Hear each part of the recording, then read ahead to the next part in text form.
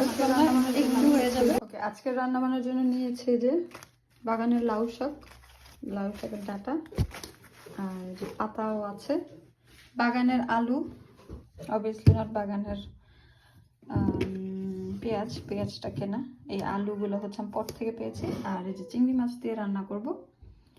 চিংড়ি মাছগুলোকে বাছতে হবে, মাথা কাটা হচ্ছে ভেতরে যে কালো করে একটা থাকে ওইটাকেই করতে হবে, পরিষ্কার করতে হবে। বাগানের আলু আর বাগানের লাউ শাকগুলোকে কেটে নেই, ছেটে দিয়েছিলাম, ওখান থেকে এই ডালগুলা পেয়েছি, সবগুলো কাটাকাটি করে তারপর আবার দেখাচ্ছি।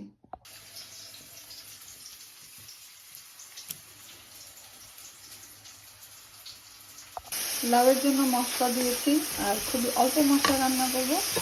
এখানে দিয়েছি পেঁয়াজ, একটু হলুদ, একটু মরিচ, একটু ধনিয়া গুঁড়ো আর লবণ। চিংড়ি মাছগুলো দিয়ে দিয়েছি। চিংড়ি মাছ একটু বেশি করে দিলে কিন্তু খেতেও ভালোই লাগে।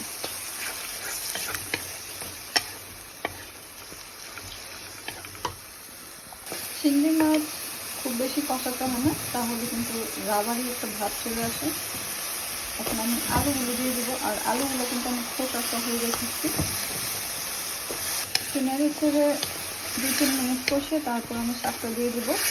আলু আমি সবসময় শেষে দিই, এটা যেহেতু বাগান থেকে উঠিয়েছি মনে হলো একটু দেরিতে সেদ্ধ হবে, নতুন আলু, এর জন্য আগে দিলাম। আলু একটু কষানো হয়ে গেছে, এখন শাকটা দিয়ে দেবো।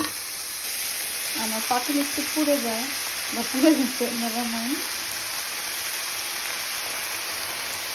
শাক দিয়ে দিয়েছি, নেড়ে চেড়ে উপর নিচ করে দেবো। দেখতে যদিও এক পাতিল মনে হচ্ছে, এখনই কিন্তু কমে যাবে।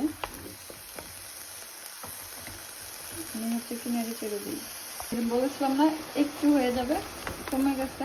আই গেস আমি এখানে একটু পানি দিয়ে দেবো, মাখা ঝোল রাখবো, খুব বেশি না।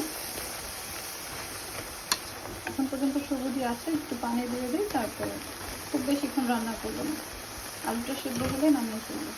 এই যে আমার চিংড়ি মাছ দিয়ে লাউ শাক হয়ে গিয়েছে। একটু নিয়েছি টেস্ট করার জন্য। এখন হচ্ছে আমি এটাকে খালি খাবো, ভাত ছাড়া।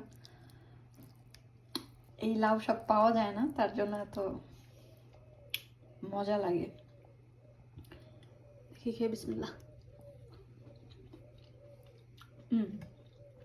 মাশাআল্লাহ, একদম সিম্পলের মধ্যে এত মজা হয়েছে, গলে গেছে। দেখেন, দেখতে সবুজ কিন্তু টাটা গলে গেছে। চিংড়ি মাছ, শাক, ভাত আর লাগবে না, এটা খেয়ে পেট ভরে যাবে।